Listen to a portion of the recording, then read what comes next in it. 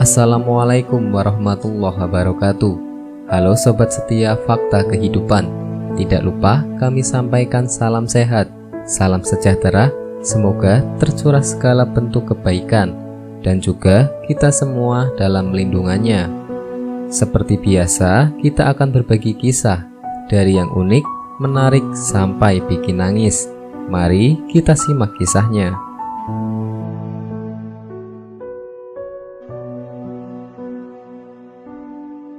Kisah nyata. Cerita kesaksian teriakan asap kubur bikin merinding.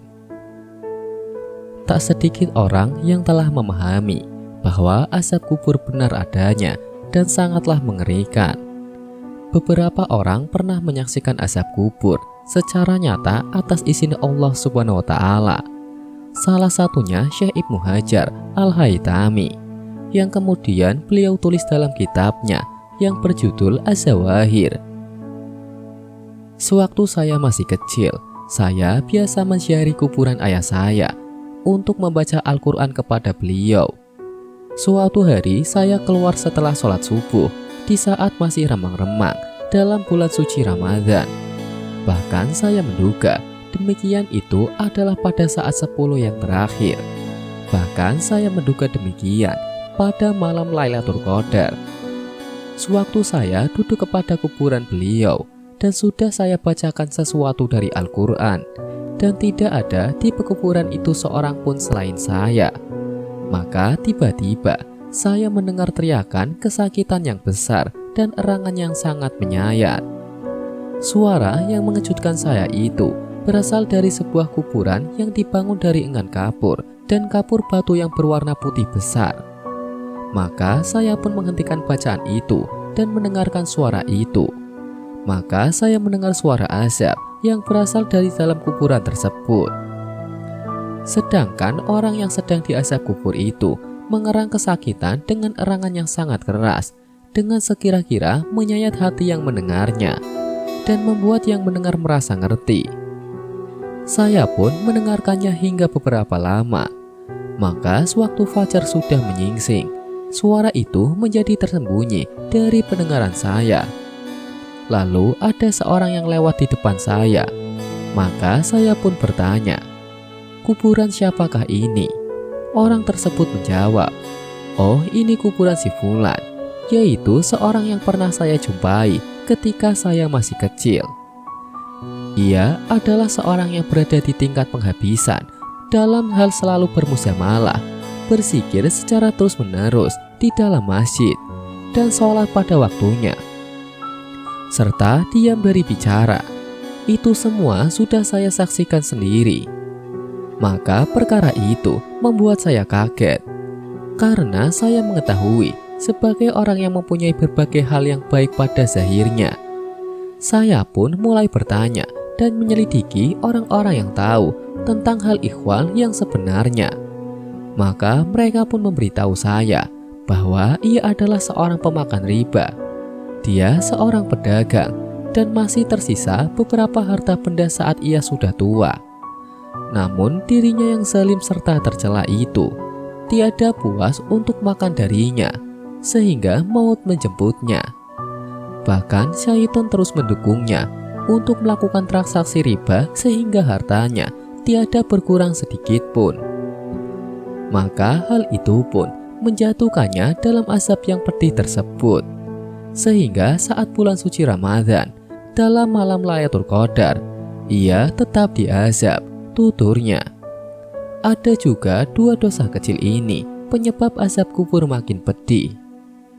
Manusia tidak akan pernah lepas dari dosa, entah itu dosa besar maupun dosa kecil. Namun sayangnya, manusia kerap meremehkan dosa-dosa kecil. Padahal jika dosa kecil sering dilakukan, maka lama-lama akan menjadi dosa besar.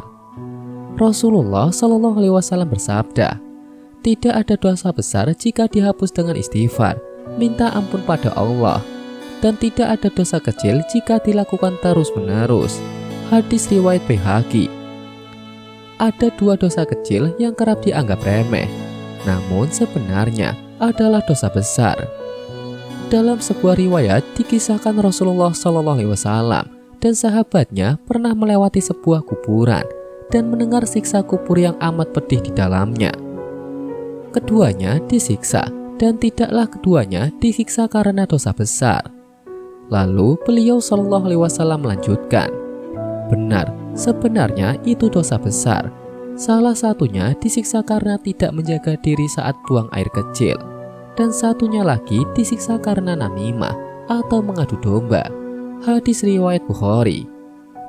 Ketika menjelaskan hadis ini dalam Fathul Bari, Ibnu Hajar Al-Aqsalani menjelaskan bahwa hadis tersebut maksudnya adalah dua dosa itu menurut mereka, orang-orang yang disiksa kubur tersebut bukanlah dosa besar.